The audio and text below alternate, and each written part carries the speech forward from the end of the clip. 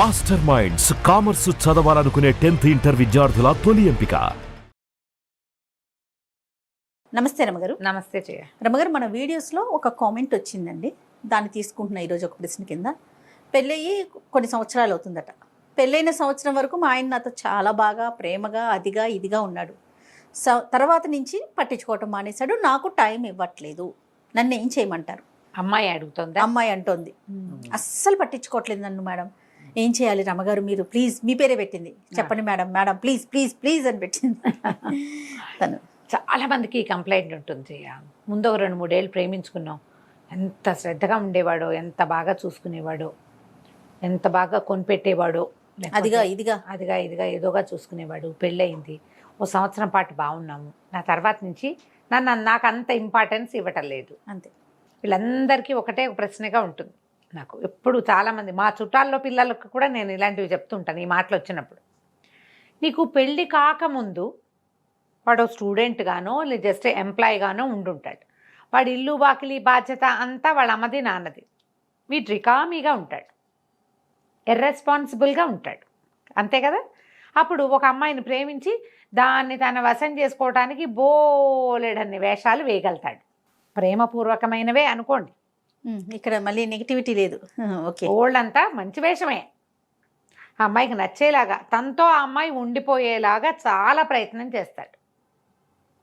అలకలు తీరుస్తారు, ఎక్కడికి రమ్మంటే అక్కడికి వెళ్తారు, ఏం చేయమంటే అది చేస్తారు, టాస్క్లు ఇచ్చినా పూర్తి చేస్తారు, ఇవన్నీ ఉంటాయి.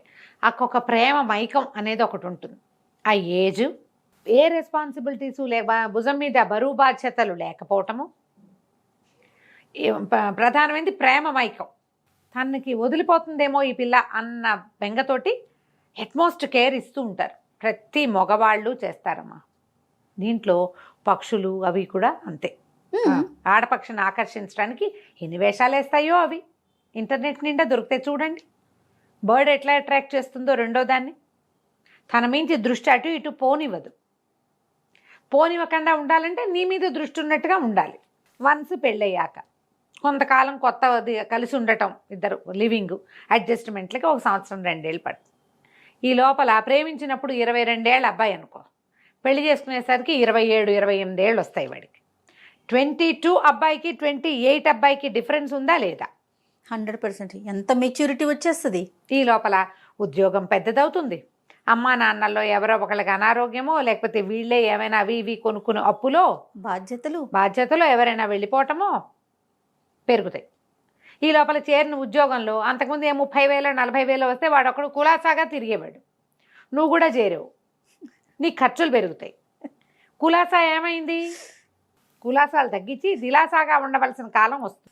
దిలాసా దిలాసా అంటే ఏంటి? నమ్మకం. అది నా దిలాసా, మేము వాడతాం ఆ పదం. ఓకే, ఏ దిలాసాతోటి నువ్వు ఈ పని చేసావు అని అడుగుతాం. ఏదో ఒకటి స్ట్రాంగ్ ఒప్పి ఇది ఒకటి ఉండాలి కదా. ఇప్పుడు వాడు స్ట్రాంగ్గా ఉండవలసిన సమయం ఆసన్నమైంది. ఇదివరకట్లాగానే 6ంటికే వచ్చేసి నేను 9 దాకా రోడ్డు మీద తిప్పి 11 దాకా నీతో కబుర్లు చెప్పే సమయం ఏది? పాపం లేదు. లేక ఉద్యోగంలో సరిగా లేకపోతే ఏదైనా పైగా ఈ రోజున ఉద్యోగాలు ఊడిపోవటం సరే తుమ్మొచ్చినంత సింపుల్గా పోతున్నాయి, అవునా? అవును. సో మరి వాడి ఉద్యోగం జాగ్రత్తగా చూసుకోవాలా.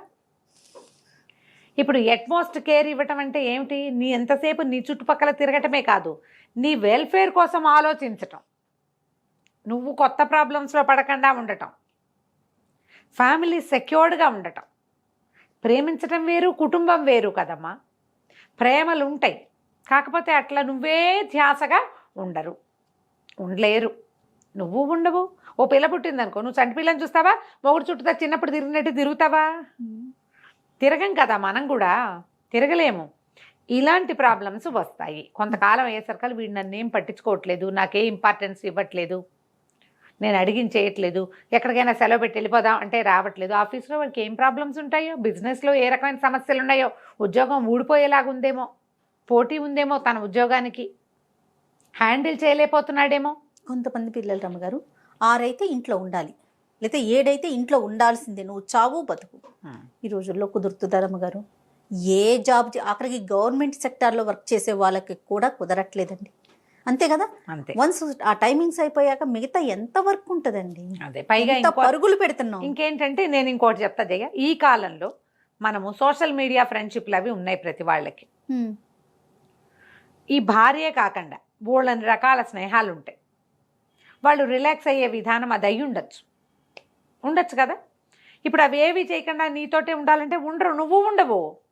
నువ్వు కూడా అబ్బాయికి అన్న తప్పంగానే ఫోన్లో ఒక కజిన్ తోటో ఒక ఫ్రెండ్ తోటో ఎవరో ఒకళ్ళతో అమ్మతోటే అక్కయ్యతోటో కబుర్లు చెప్తావు. నువ్వు కూడా నువ్వు రిలాక్స్ అవ్వచ్చు, వాడు రిలాక్స్ అవ్వకూడదు అనుకోకూడదు. ఇప్పుడు ఇవే కాకుండా వాళ్ళకి ఏమైనా బ్యాడ్ హ్యాబిట్స్ ఏర్పడి ఉండొచ్చు, బ్యాడ్ ఫ్రెండ్షిప్లు ఏర్పడచ్చు, ఇంకా సంపాదన పెంచుకోవడానికి కొత్త కొత్త ప్రయత్నాలు, ఇంకా పెళ్ళాన్ని సుఖపెట్టేసేయాలి, దానికి ఇల్లు కొనేయాలి, కారు కొనేయాలి, అదేదో కొనేయాలి, నాకో కారు తనకో కారు ఉండాలి, ఇలాంటి భావాలు ఉండొచ్చు. దానికోసం సంపాదన పెంచుకోవటం కోసం మన పెళ్ళాం ఎలాగో అయిపోయింది, అది ఇంట్లో ఉంటుంది, ఎక్కడికి వెళ్తుంది? ఇదివరకట్లాగా వాళ్ళని వీళ్ళని తప్పించుకుని జాగ్రత్తగా కలవాల్సిన పని లేదు. మన వస్తువు మన ఇంట్లోనే ఉంది, ఎప్పుడైనా హలో అనొచ్చు. ఈ రకమైన నిర్లక్ష్యపు ధోరణి సహజంగా వస్తుంది. అది తప్పని నేను అండాల, అలా అవుతుంది అంతే. అది ప్రేమ లేకపోవటం కాదు. వాళ్ళు ఇంకా ఫ్యామిలీ బెటర్మెంట్ కోసం కొత్త కొత్త ప్రయత్నాలు చేస్తూ ఉండుండొచ్చు. ఇవి కాదు, ఎవరో కొత్త మనిషి వచ్చేసింది వాడి జీవితంలోకి అని అనిపిస్తే ఆ మార్గమే వేరు. మీరు ప్రధానంగా ఆలోచించాల్సింది ఇల్లు సరిగ్గా నడుస్తుందా లేదా, డబ్బులు గిబ్బులు సమస్తం వస్తున్నాయా రావట్లేదా, జనరల్ థింగ్స్లో ఇతను మనతో బాగున్నాడా, మన కాంజుగల్ లైఫ్ దాంపత్య జీవితం బాగుందా, ఇదివరకట్లాగా అగ్గగ్గలాడిపోవట్లేదు కానీ నిన్నంత నిర్లక్ష్యం ఏం చేయట్లేదా చూసుకో. బేరీజ్ వేసుకుని ఇది సహజమైనది అని తీసుకోవాలమ్మా. 19-20 ఏళ్ల పిల్లప్పుడు ప్రేమలో ఉన్నప్పుడు ఒక రకంగా ఉంటుంది జీవితం. 28-29 ఏళ్ళు వచ్చాక మీకు సంసారం బాధ్యత, ఇంట్లో పిల్లలు వచ్చాక మీరు ఒక ఇల్లు వాకిలి అరేంజ్ చేసుకున్నాక ఈ 19కి 29కి మధ్యలో ఉన్న 10 ఏళ్ల పెద్ద సమయం ఉంది కదా, ఆ సమయమే పెరిగిపోతే ఎట్లా? మీరు పెరగాలిగా. మనం కూడా మానసికంగా ఎదగద్దు. 19 ఏళ్ల పిల్లదే మనసులో ఏముంటుందో అలా నా చుట్టూ తానే మగ అబ్బాయి తిరుగుతూ ఉండాలి, అలాంటి భావాలు 29 ఏళ్ల వాళ్ళకు ఉండకూడదమ్మా. మీరు కూడా ఇర్రెస్పాన్సిబుల్గా ఉన్నట్టు అవుతుంది. అతను రెస్పాన్సిబుల్గా ఉండి సంసారాన్ని వృద్ధి చేద్దామని చూస్తున్నాడు. వాళ్ళని సపోర్ట్ చేయాలి. నువ్వు ఇదివరకట్లాగా లేవు, నువ్వు మారిపోయావు, ఇదివరకు నాతో ప్రేమగా ఉండేవాడివి, ఇప్పుడు అంత ప్రేమగా ఉండట్లేదు. ప్రేమ ఏజ్తో పాటు రకాలు మార్చుకుంటుంది, రూపం మార్చుకుంటుంది. అయితే అది ప్రేమించినప్పుడే కాదు రమ్మగారు, ఇప్పుడు పెద్దలు చేసిన పెళ్ళైనా కూడా ఒక సంవత్సరం ఫస్ట్ ఇయర్ లేకపోతే సెకండ్ ఇయర్ కొంతకాలం 5 years అయిపోయినా 10 years అయిపోయినా అట్లానే ఉండడానికి ఎట్లా సాధ్యం అవుతుంది? ఎవరికీ సాధ్యం కాదు. అది పాతపడుతుంది. పాతపడి ఏంటి, సంసారం ముదిరిన కొద్ది అంటే మరిగిన కొద్దికి పులుసు రుచి పెరుగుతున్నట్టుగా సంసారం కూడా రోజులు ఉన్న కొద్దికి రుచి పెరుగుతుందమ్మా. అవతల వాళ్ళు కన్ను కదిపితే వాళ్ళు ఏమనుకుంటారో మనకు అర్థమవుతుంది. వాడు మాట్లాడే తన ప్రేమని నీకు చెప్పాలి అంటే నువ్వు ఎక్కడో ఉన్నట్టు, నువ్వు ఎరగలేదని అర్థం. ఇదివరకట్లాగా రోజుకు 100 సార్లు ఐ లవ్ యూ చెప్పట్లేదు, ఇలాంటివి అనుకోకూడదు. ఐ లవ్ యూ చెప్పకపోయినా చిన్న జెస్చర్ తోటి కూడా నువ్వు అతను ఎక్కడికో వెళ్దామన్నాడు, ఎవరికో చెప్తున్నాడు మేము కూడా వస్తాం, నువ్వు అక్కడి నుంచి కళ్ళతో వద్దన్నావు, అతను ఒప్పుకున్నాడు అనుకో, దాన్ని మీ ఇద్దరి మధ్య ప్రేమ ఉన్నట్టే. నువ్వు అది తెలుసుకోవాలిగా. నోటితో మాట్లాడితేనే, ఏదైనా క్రియ చూపిస్తేనే, ఏదైనా వస్తువు గిఫ్ట్ చేస్తేనే ప్రేమ అన్న ధోరణిలోకి ఉండకండి. దానివల్ల సంసారాలు పాడవుతాయమ్మా. మీరు పోట్లాటలకి దిగుతారు, నువ్వు సరిగ్గా లేవు, అలా లేవు, ఇలా లేవు, ఎవరితోటైనా మాట్లాడుతున్నావా, నీ ఫోన్ చెక్ చేస్తాను, ఇలాంటి వాటిల్లోకి వెళ్ళకూడదు.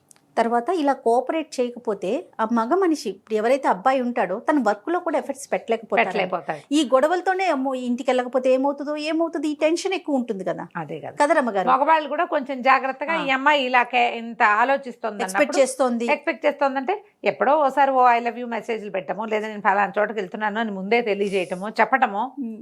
నిజం చెయ్య, ఇది చాలా పెద్ద విషయంగా ఉంది. నేను విని తలకాయ బాచిపోతాను. మామూలుగానే నాకు తెల్లబడిపోతుంది, తొందరగా తెల్లబడిపోయింది.